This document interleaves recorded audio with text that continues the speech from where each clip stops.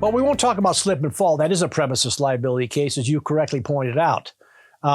Premises liability cases can also be negligent security cases, lack of security cases. For example, I have one right now where I have an elderly woman who was beaten up by a group of juveniles from a high school because they congregated in her apartment complex, jumping up and down on picnic benches and disturbing the neighbors and throwing rocks and being generally disruptive.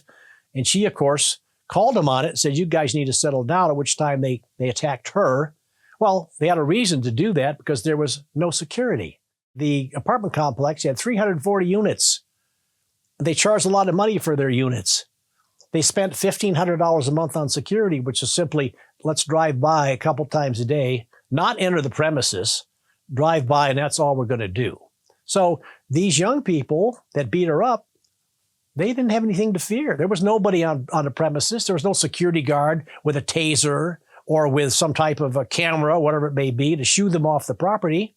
And as a result, this woman suffered some very severe injuries. That's a result of an apartment complex that does not consider the safety of its tenants. They're more interested in their own profits.